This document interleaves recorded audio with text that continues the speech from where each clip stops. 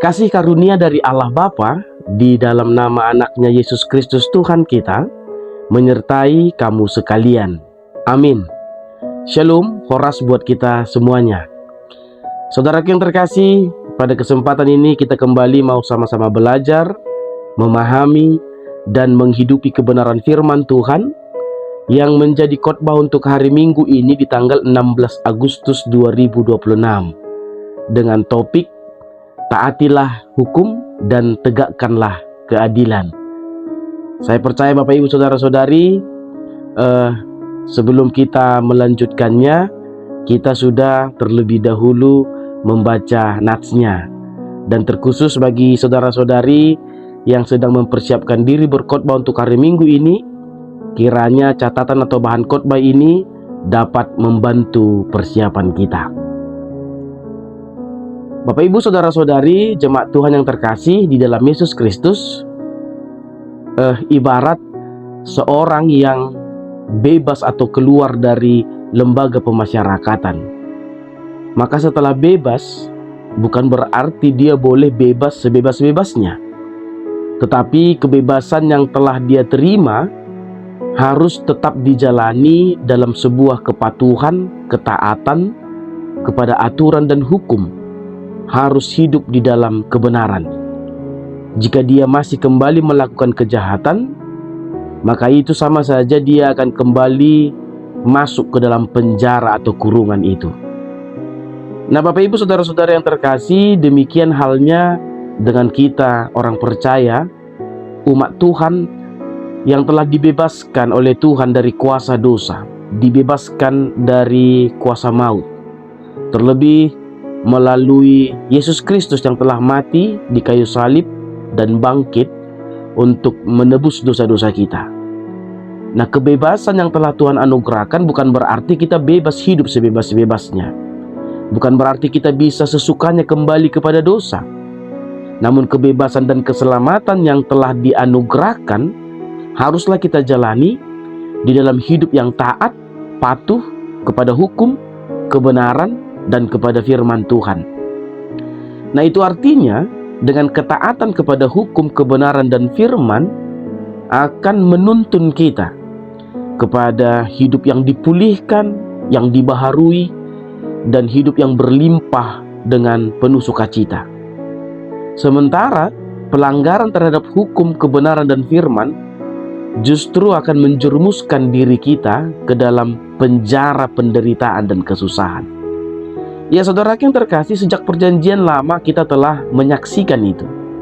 Nah, kalau kita memulai di Taman Eden, di mana Allah memberikan aturan kepada Adam dan Hawa, dan melalui ketaatan Adam dan Hawa, mereka dijanjikan akan tetap berada di Taman Eden, menikmati dan beroleh segala sesuatu yang telah Tuhan persiapkan, segala kebaikan yang telah Tuhan anugerahkan kepada mereka. Namun ketika mereka tidak taat, justru yang terjadi mereka keluar dari Taman Eden dan hidup penuh dengan kesusahan. Demikian halnya saat Allah membebaskan bangsa Israel dari perbudakan Mesir. Allah memberikan kepada mereka 10 hukum Taurat untuk menuntun mereka kepada hidup yang dipulihkan, dibaharui, dan dituntun kepada tanah perjanjian, hidup yang berlimpah sukacita. Namun ketika mereka melanggar hukum Tuhan, menjauh dari kebenaran Tuhan, mereka justru menghadapi begitu banyak penderitaan dan kesusahan di dalam perjalanan mereka. Dan secara khusus melalui nats ini di Yesaya 56, ya kita tahu bersama setelah bangsa Israel menjadi bangsa yang besar, menjadi bangsa yang diberkati, mereka justru hidup jauh dari hukum Tuhan. Mereka melanggar segala aturan-aturan Tuhan, membuat mereka terbuang ke Babel. Dan dalam pasal ini, dalam nats ini, setelah Allah membebaskan mereka dari Babel, Allah menuntun mereka pulang ke Yerusalem. Namun pada saat itu Yerusalem masih porak-poranda, dan bait Allah masih puing-puing, masih hancur. Nah, melihat keadaan itu, tentu bangsa Israel dalam keadaan yang sedih, merindukan pemulihan, merindukan sebuah kehidupan yang penuh dengan sukacita. Nah, itu sebabnya pada ayat 1 dan ayat 2 ditekankan agar mereka beroleh pemulihan, pembaharuan, hidup yang berbahagia, yang penuh sukacita, maka mereka harus hidup di dalam ketaatan kepada hukum, kepada kebenaran, dan kepada keadilan Tuhan. Dan jika kita hubungkan juga dengan bangsa Indonesia, di mana pada tanggal 17 Agustus 2026 ini bangsa kita merayakan HUT RI yang ke-81 tahun. Tentu kemerdekaan yang telah kita terima adalah anugerah dan rahmat Tuhan yang Maha Kuasa. Hendaknya kita isi dengan hidup yang taat kepada Undang-Undang Dasar, kepada Pancasila, kepada segala hukum dan aturan yang telah ditetapkan. Itu menjadi bukti konkret bangsa yang merdeka, ketika pemimpin dan masyarakatnya sama-sama hidup di dalam ketaatan kepada hukum, aturan, kebenaran yang ditetapkan. Nah, kita bisa bandingkan dengan firman Tuhan dalam 1 Petrus 2 ayat 16 berkata, hiduplah sebagai orang merdeka dan bukan seperti mereka yang menyalahgunakan kemerdekaan itu untuk menyelubungi kejahatan-kejahatan mereka, tetapi hiduplah sebagai hamba Allah. Untuk itu Bapak Ibu Saudara-saudari, melalui khotbah ini, melalui nats ini ada 3 pesan untuk kita petik. Yang pertama, melalui ayat yang pertama, ayat 1, ditekankan kepada kita agar mari taatilah hukum dan tegakkanlah keadilan. Ya saudaraku, ini menuntut sebuah iman yang proaktif. Tentu keselamatan, kebebasan dan kemerdekaan yang kita terima bukan semata karena usaha dan kehebatan kita. Tentu itu mutlak anugerah Tuhan oleh kasih-Nya kepada kita. Nah, untuk itu jangan seperti harimau yang lepas dari kurungannya, yang bebas menerkam apapun. Untuk itu kebebasan yang telah Tuhan anugerahkan, hendaknya kita syukuri dengan cara hidup kita, hidup di dalam ketaatan kepada firman, setia di dalam kebenaran dan keadilan, bukan hidup yang sebebas-bebasnya seperti harimau tadi. Artinya saudaraku, jangan pakai anugerah dan kasih Allah menjadi alat untuk kita pakai mempermainkan kebaikan Tuhan.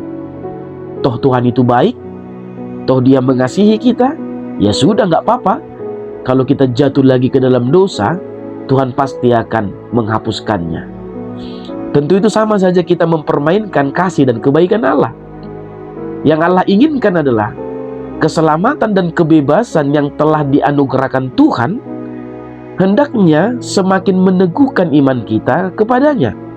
Dan iman itu akan berbuah ketaatan kepada kebenaran, berbuah hidup di dalam keadilan. Artinya saudara yang terkasih, ketaatan kepada hukum, kebenaran dan keadilan adalah buah iman dan bentuk rasa syukur kita atas keselamatan dan kebebasan yang telah dianugerahkan Tuhan kepada kita. Ya, kita juga dapat mengaplikasikannya dalam kehidupan berbangsa dan bernegara dalam rangka HUT RI yang ke-81. Tentu kita sering mendengar seruan bahwa setiap warga negara memiliki hak asasi, kebebasan untuk bersuara, berpendapat, kebebasan untuk beragama, kebebasan untuk memperoleh kehidupan yang layak. Ya, itu benar, dan itu haruslah kita perjuangkan, karena itu memang menjadi hak asasi manusia. Tetapi kita harus jujur, kebebasan atas semuanya itu tentu kita bisa masih rasakan, masih saja ada pembatasan. Yang menjadi persoalan dan perlu kita pertanyakan, apakah kita menuntut kebebasan dan menjalankan kebebasan itu sudahkah di dalam aturan, sudahkah di dalam hukum kebenaran dan keadilan? Saya ambil contoh seperti ini. Ketika kebebasannya dikekang, maka dia akan bersuara dengan lantang. Namun di sisi lain, saat dia punya kuasa, justru dia yang mengekang. Saat haknya tidak diberikan oleh negara, dia akan menuntut dengan lantang. Namun di saat yang lain, justru dia menghambat kebebasan orang lain untuk memeluk agama. Bukankah itu yang terjadi? Nah, dari situ kita bisa melihat bahwa kebebasan yang dilakukan sekarang, kebebasan bersuara, tidak lagi didasari oleh kebenaran dan keadilan, namun didasari oleh kepentingan-kepentingan pribadi. Contoh lain, yang salah dalam memaknai kebebasan dan kemerdekaan. Contoh, jika saya lapar, lalu saya makan di tengah jalan, lalu ketika ada orang yang melarang, lalu saya bersuara, "Mengapa engkau melarang saya makan? Bukankah itu hak asasi saya?" Apakah itu tepat, saudaraku? Tentu tidak. Makan memang hak asasi, namun makanlah di dalam aturan yang benar. Jangan malah makan sebebasnya, makan di tengah jalan. Nah, sama halnya kebebasan bersuara dan berpendapat, yaitu memang harus kita perjuangkan. Setiap orang bebas memberikan suaranya, pendapatnya, memberikan kritik terhadap sesuatu yang tidak baik. Sehingga melarang orang bersuara, tentu itu sama saja kita membatasi hak asasi orang lain. Namun bersuaralah di dalam hukum dan aturan. Berpendapatlah di dalam etika dan kejujuran. Mengkritiklah dengan juga menjunjung hak asasi orang lain. Bukan karena kita menuntut kebebasan kita, lalu kita bisa bebas sebebas-bebasnya. Bebas bersuara, bebas berpendapat dan mengkritik. Tapi justru yang kita suarakan adalah hoax, berita kebohongan, fitnah, provokasi, bully, menghakimi tanpa data, tanpa tujuan yang baik, malah ingin menjatuhkan dan memperkeruh suasana. Nah, dengan demikian saudara yang terkasih, pesan pertama firman Tuhan hari ini ingin menekankan kepada kita. Kita adalah orang-orang yang sudah diselamatkan, sudah dibebaskan, dan sudah dimerdekakan. Baik kita sebagai umat Tuhan dan juga sebagai warga negara Indonesia. Maka mari jalani kebebasan yang dianugerahkan itu. Mari perjuangkan apapun yang menjadi hak asasi manusia. Mari isi kemerdekaan ini dengan tetap hidup di dalam tuntunan firman Tuhan. Hidup di dalam ketaatan dan kepatuhan. Menjadi warga negara yang taat undang-undang dasar, Pancasila, taat pajak, taat hukum dan aturan, dan yang senantiasa menghormati serta mendoakan para pemimpin-pemimpin kita di bangsa ini. Artinya, orang yang benar-benar merdeka adalah dia yang tetap hidup di dalam keteraturan, terpimpin, terarah kepada suatu niat, motivasi, dan tujuan yang baik dan benar. Nah, pesan yang kedua saudara yang terkasih, kita bisa melihat melalui ayat 2 sampai ayat 7 ditekankan di sana bahwa kebebasan di dalam ketaatan mendatangkan kebahagiaan dan sukacita. Ya, yang terpenting bagi Allah bukan sekedar identitas dan status kita. Karena status dan identitas tanpa ketaatan adalah sebuah kebohongan dan kepalsuan. Sama halnya yang ditekankan oleh Yesus dalam Matius 3 ayat 9. Dan janganlah mengira bahwa kamu dapat berkata dalam hatimu, Abraham adalah bapa kami, karena aku berkata kepadamu, Allah dapat menjadikan anak-anak bagi Abraham dari batu-batu ini. Ini kritikan Tuhan kepada orang Yahudi yang selalu menganggarkan status mereka sebagai keturunan Abraham. Nah, tentu itu juga yang mau ditekankan Allah kepada bangsa Israel dalam nats ini. Sekalipun bangsa Israel adalah bangsa pilihan Allah, bangsa yang diberkati Allah, bangsa yang telah dibebaskan Allah, namun jika mereka tetap berontak dan melanggar hukum Tuhan, maka kebahagiaan dan sukacita dengan sendirinya menjauh dari mereka. Sementara orang asing atau orang kebiri seperti yang dipaparkan dalam nats ini, mereka yang adalah orang di luar bangsa Israel, namun jika mereka mau percaya kepada Tuhan dan mereka taat kepada Tuhan, maka kepada mereka akan Tuhan anugerahkan kebahagiaan dan sukacita. Nah, itu yang dikatakan Tuhan Allah pada nats ini di ayat 2, berbahagialah yang melakukannya.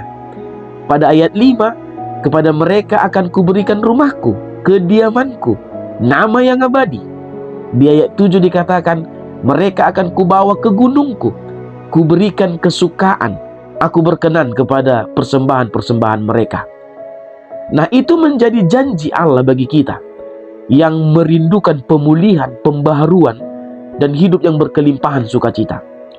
Itu tidak kita peroleh jika kita hanya mengandalkan identitas dan status kita. Jika kita hanya fokus mengandalkan ritual dan rutinitas yang justru tidak membuahkan ketaatan kepada hukum Tuhan. Ketaatan kepada firman Tuhan justru akan menuntun kita, memberikan kita hikmat, memberikan kekuatan kepada kita, untuk berproses di dalam kasih Tuhan, dibaharui, dipulihkan, dan pada akhirnya kita beroleh sukacita yang dari Tuhan. Nah, demikian halnya saudara yang terkasih dalam kehidupan kita berbangsa dan bernegara. Status negara kita adalah negara yang merdeka. Namun apakah status itu sesuai dengan realita? Mari kita nilai sendiri dan jawab sendiri sesuai fakta yang ada. Yang kaya semakin kaya, yang miskin dan lemah semakin tertindas, yang berkuasa mengeksploitasi alam dan sesamanya manusia, yang mayoritas menindas yang minoritas. Apakah itu yang dinamakan merdeka? Nah, untuk itu tentu kita semua mengharapkan bangsa Indonesia ini semakin dipulihkan dan dibaharui, menjadi bangsa yang semakin berkembang, penuh kedamaian, kebenaran dan keadilan. Namun semua itu hanya menjadi mimpi ketika kita hanya bersuara, ketika kita hanya berpendapat, ketika kita hanya memberikan kritik, ketika kita hanya memberikan pandangan, namun kita tidak mau memulai dari diri sendiri. Nah, ada sebuah ungkapan yang berkata, berpikir global tetapi bertindaklah lokal. Artinya, apa yang kita harapkan secara global, secara luas, harus kita wujudkan dari hal terkecil, dari diri sendiri, dari sekitar kita. Saya tidak mau membatasi kita untuk bersuara. Saya tidak membatasi kita berpendapat dan mengkritik.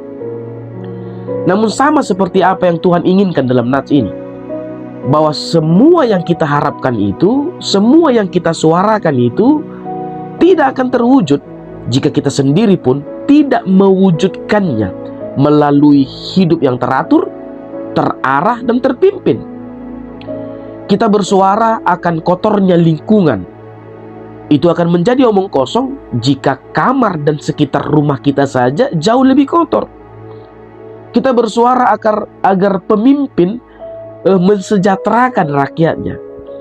Itu akan menjadi omong kosong jika kita sebagai pemimpin di rumah, kita justru lebih banyak menghabiskan uang untuk kesenangan sendiri daripada kebutuhan anak-anak di rumah. Jadi saudara yang terkasih, firman Tuhan mengajak kita, mari mulai dari diri sendiri. Kita mengeluhkan para pemimpin yang korupsi, yang tidak memperhatikan kebutuhan masyarakat. Namun saat memilih mereka menjadi pemimpin, kita tidak memilih berdasarkan kebenaran dan keadilan. Justru kita lebih fokus memilih siapa yang memberikan amplop atau uang yang banyak. Bukankah semua orang yang menyalahgunakan jabatan dan kuasa di negara ini adalah seseorang yang berawal dari sebuah keluarga? Maka mari setiap rumah dan keluarga, mari setiap orang tua, ayah dan ibu, kita mulai dari rumah kita sendiri. Didiklah anak-anak dengan tegas, menjadi anak yang takut Tuhan, anak yang taat, anak yang hidup dalam firman, anak yang taat pada aturan.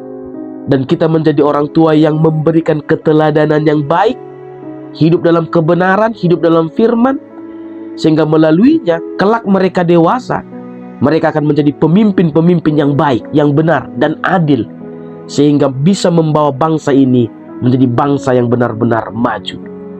Ya, pada prinsipnya saudara yang terkasih, pesan kedua firman Tuhan ini menekankan bahwa kehidupan yang dibaharui, dipulihkan, dan yang berlimpah sukacita hanya akan kita peroleh jika kita tidak hanya mengandalkan kekuasaan dan kekuatan, tidak hanya mengandalkan status kita saja, namun semuanya yang kita harapkan itu akan terwujud jika kita setia hidup di dalam ketaatan, di dalam hukum, kebenaran, keadilan yang sesuai dengan firman Tuhan.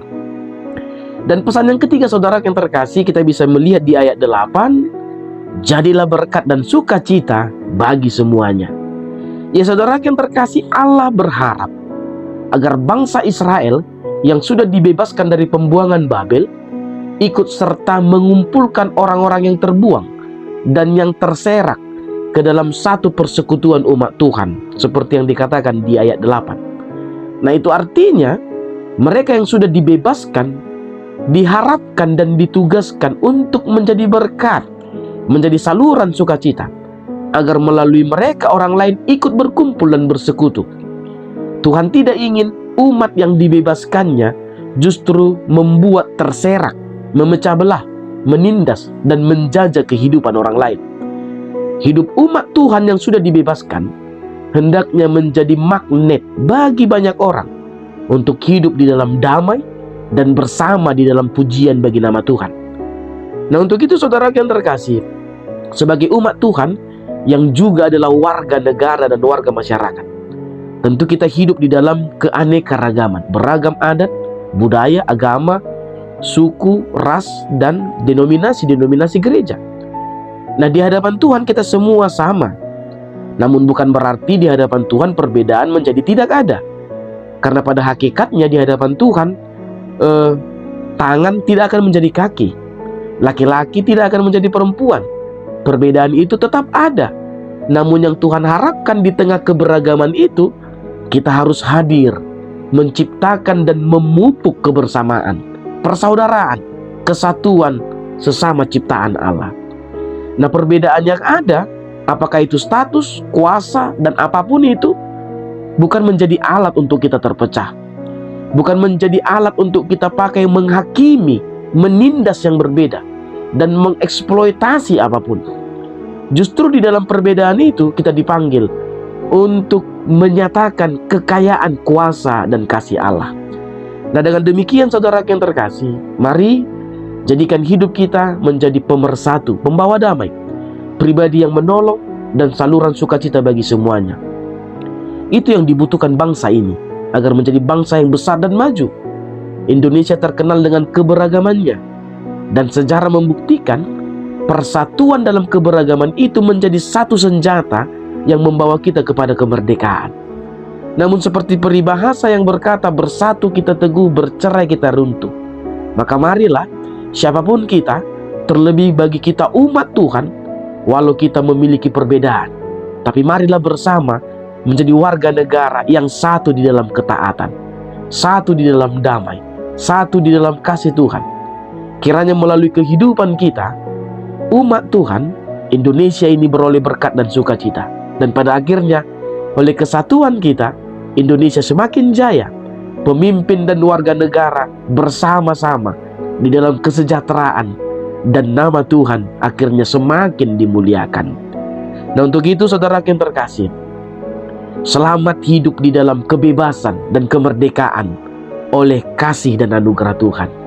Sekali lagi firman Tuhan berkata dalam 1 Petrus 2 ayat 16, hiduplah sebagai orang merdeka, dan bukan seperti mereka yang menyalahgunakan kemerdekaan itu untuk menyelubungi kejahatan-kejahatan mereka, tetapi hiduplah sebagai hamba Allah. Dirgahayu HUT RI ke-81 tahun. Mari doakan bangsa ini, doakan para pemimpin-pemimpin bangsa ini, dan kiranya Tuhan melalui kuasa Roh Kudus-Nya senantiasa berkarya atas bangsa ini, memulihkan, memajukan, sehingga bangsa ini penuh dengan sukacita. Merdeka, jayalah Indonesiaku. Amin. Tuhan Yesus Kristus memberkati kamu sekalian. Shalom. Horas.